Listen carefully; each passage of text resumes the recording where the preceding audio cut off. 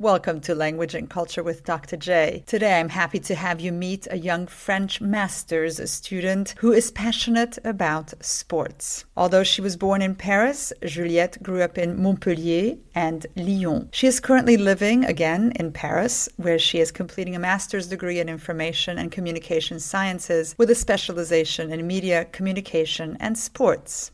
Juliette defines culture as, and I quote, the combination of all external influences, geographical, artistic, social, economic, hereditary, and so on, that have led to the construction of an individual.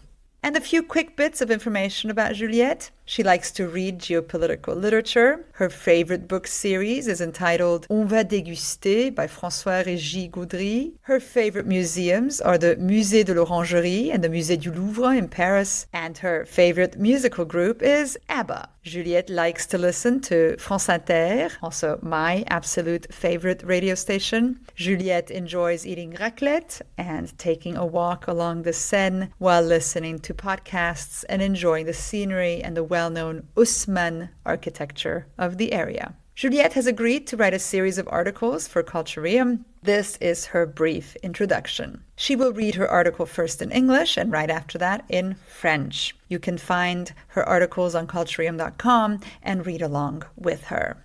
One exercise that is incredibly effective for improving language skills is to listen to something read and to follow along by reading the written word yourself. You can, of course, do this with Juliette's articles. In the weeks to come, Juliette will contribute several articles on the different types of sports that will be represented at the Olympic Games in Paris in the summer of 2024. So make sure to tune in to those as well. Thank you, Juliette, for your generous contribution, and thank you all for your support and for continuing to listen to Language and Culture with Dr. J. And now, without further ado, here's Juliette.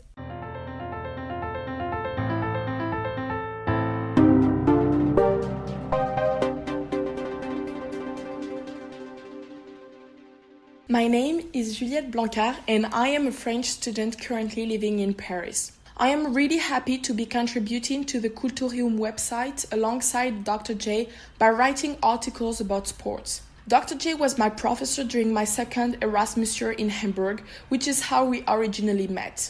I was lucky enough to spend 2 years abroad during my double bachelor's degree in economics management and applied foreign languages, during which I grew personally and professionally and met some wonderful people. In the summer of 2021, I did a 2-month internship in Berlin. This was my first real experience abroad on my own.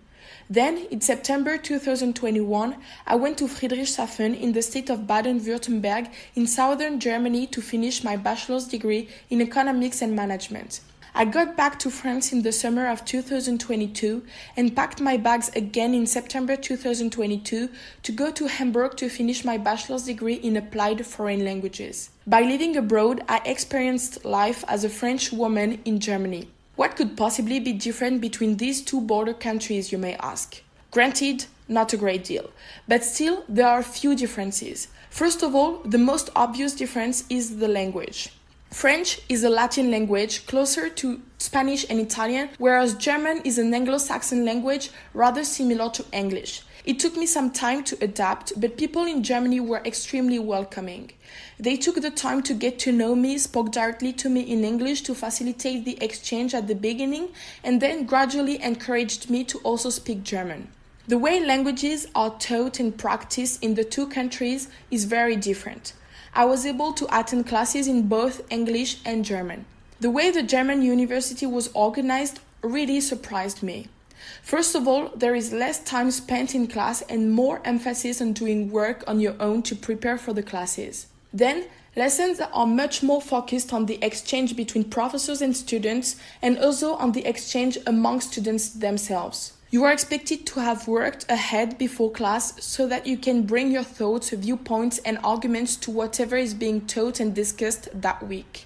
There is also much more room for volunteering, charity work, and leisure activities, whether cultural or related to sports. And finally, daily life is simply different. For example, in Germany, when using public transport, people wait to let others out before getting in the bus or train. Also, everything is closed on Sundays, and even the big cities seem very empty. Another thing, there are very few demonstrations in the streets. At least I didn't come across many. It's not that Germans agree with everything, but they are more likely to look for compromises and seek peaceful consensus. My passion is sports. You'll discover this soon in the next few articles. While in Germany, I very much enjoyed discovering the differences in how people see and practice sports in France and in Germany. Perhaps it is a bit cliché, but Germans really are very athletic. Running, hiking, cycling, these disciplines are perfectly integrated into Germans' daily lives and leisure activities. Although we are seeing more and more people running in the streets or using their bikes to get around, this everyday sporting culture is less prevalent in France. As far as team sports are concerned, certain disciplines are just as popular in France as they are in Germany, such as football and basketball, for instance. But strangely enough, we don't necessarily play exactly the same sports. In France, rugby is an extremely popular and watched sport, whereas it has never really taken off in Germany. On the other side of the Rhine, sports influenced by North American culture are much more important than in France. In this area, American football and hockey are very popular. My Erasmus years also enabled me to question my professional future and to think about the direction I wanted to take for my master's degree. I am now back in France, in Paris to be precise, where I am studying for a master's degree in information and communication sciences with a focus on media, communication and sports. For a long time, I wanted to become a sports journalist, but my ideas have been changing over the last few months. Next year, I will try to become a press relations officer or a public relations officer for a sports organization, a company that promotes sporting events, or an institution with links to sports. My passion is sports, my area of expertise is media and communication, and my goal is to successfully combine the two and make a living doing it. Je suis Juliette Blanquart, étudiante française, et je participe avec beaucoup d'intérêt à l'écriture d'articles à propos de sport sur ce site Cultureum aux côtés de Dr. J. Cette dernière a été ma professeure lors de ma seconde année Erasmus à Hambourg. J'ai en effet eu la chance de réaliser 2 années à l'étranger au cours de ma double licence en économie-gestion et langues étrangères appliquées, durant lesquelles j'ai grandi sur le plan personnel et professionnel et j'ai fait de superbes rencontres. Pendant l'été 2021, j'ai réalisé un stage de 2 mois à Berlin. Cela constituait ma réelle première expérience seule à l'étranger. Puis, en septembre 2021, je suis partie à Friedrichshafen, dans le Baden-Württemberg, dans le sud de l'Allemagne, pour terminer ma licence d'économie-gestion. Rentrée durant l'été 2022, j'ai repris mes valises en septembre 2022 pour me rendre à Hambourg et y terminer ma licence de langues étrangères appliquées. Vivre à l'étranger m'a permis d'expérimenter la vie d'une Française en Allemagne. Qu'est-ce qui peut bien être différent entre ces 2 pays frontaliers, me demanderez-vous ? Je vous l'accorde, pas énormément de choses, mais il existe néanmoins quelques divergences. Tout d'abord, le plus évident, la langue. Le français est une langue latine, plus proche de l'espagnol et de l'italien, tandis que l'allemand est une langue anglo-saxonne plutôt similaire à l'anglais. Cela m'a demandé un temps d'adaptation, mais les Allemands ont été extrêmement accueillants.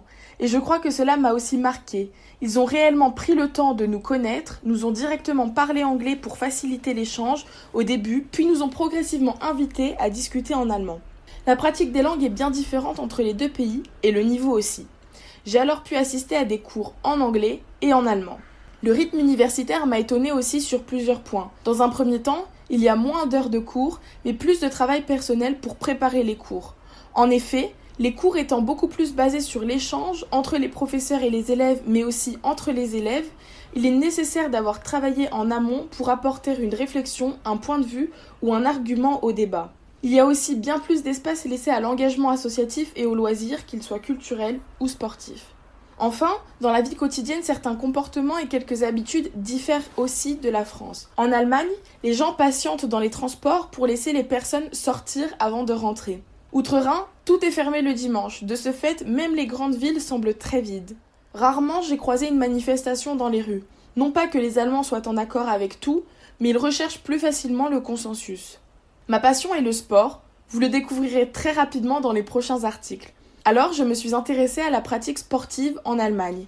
Et très vite, la comparaison s'est effectuée dans ma tête. Comme certains clichés le disent, les Allemands sont très sportifs. Course à pied, randonnée, cyclisme, ces disciplines sont parfaitement intégrées au quotidien et aux loisirs des Allemands. Bien que l'on voit de plus en plus de gens courir dans la rue ou encore prendre leur vélo pour se déplacer, cette culture sportive au quotidien est bien moins présente en France. Pour ce qui est des sports collectifs, certaines disciplines sont aussi bien très populaires en France qu'en Allemagne, comme le football ou le basketball par exemple. Mais étrangement, nous ne pratiquons pas nécessairement exactement les mêmes. En France, le rugby est un sport extrêmement pratiqué et regardé, alors que cette discipline ne s'est jamais vraiment implantée en Allemagne. Outre-Rhin, les sports d'influence nord-américaine ont une place bien plus importante qu'en France, comme le football américain ou encore le hockey. Mes années Erasmus m'ont aussi permis de questionner mon avenir professionnel et de réfléchir encore à l'orientation que je voulais suivre pour mon master. Je suis aujourd'hui de retour en France, à Paris plus précisément, où j'étudie un master en sciences de l'information et de la communication avec un parcours en médias, communication et sport. Longtemps, j'ai souhaité devenir journaliste de sport, mais mon idée évolue depuis quelques mois. J'aspire, dès l'année prochaine, à intégrer une organisation sportive, une entreprise partenaire d'événements sportifs ou une institution en lien avec le sport en tant que chargée de relations presse ou chargée de relations publiques. Vous l'aurez compris, ma passion est le sport, mon secteur d'activité d'intérêt est les médias et les compétences que je développe sont communicationnelles et informationnelles. Alors j'aimerais combiner tout cela pour m'épanouir dans ma profession future.